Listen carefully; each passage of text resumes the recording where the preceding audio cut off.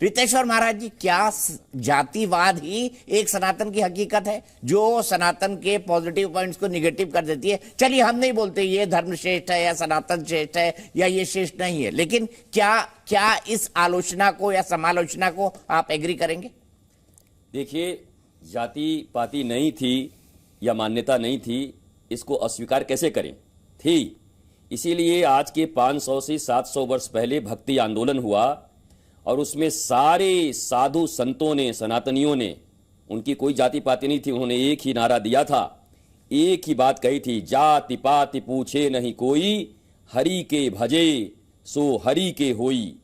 ये बात लेकिन आज मैंने देखा उन्होंने नहीं कहा, अखिलेश जी ने नहीं कहा कि हाँ ये नारा संतों ने लगाया था, 2-4 लोगों का नाम उन्होंने लिया।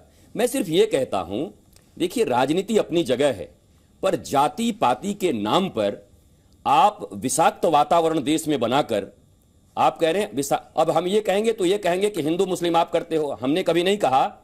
भारत की स्थिति देख करके खुद ही समझ जाओगे आप। और एक बार अफगानिस्तान अगर रहे होते और अफगानिस्तान से भागने वाले लोग जब फ्लाइट उड़ रही थी, जिसके चक्के पकड़ के भाग रहे थे और डैने पकड़ के भाग रहे थे, वो कोई हिंदू नहीं थे, उसी राष्ट्र के मुस्लिम थे जो अपने ही राष्ट्र में इतने भयभीत थे कि वहां से अपने प्राणों को बचाने के लिए भागना चाहते थे।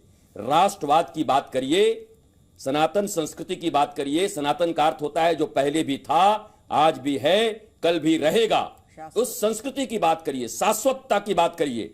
और शाश्वत की जब आप बात करेंगे तो निश्चित ही ये जो छोटे मोटे विष छोड़े जा रहे हैं बीच में 24 के लिए, ये समाप्त हो जाएंगे। हम टूटने वाले लोग नहीं हैं।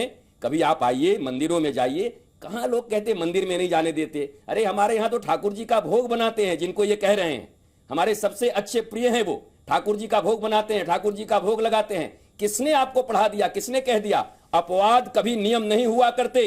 अपवाद होता है इस देश में, कभी कभी होते, को घोड़े पे से उतार दिया, उसी को आप नियम बना रहे हो। उसी को आप जाकर के इतनी हिंसा फैलाने की कोशिश ये हिंसा फैलाने की कोशिश है। क्या आप लड़वाओगे, मरवाओगे, कटवाओगे, क्या करोगे? हम लोग प्रेम से रह रहे हैं, सनातन के नाम पर, हिंदुत्व के नाम पर, राष्ट्रवाद के नाम पर।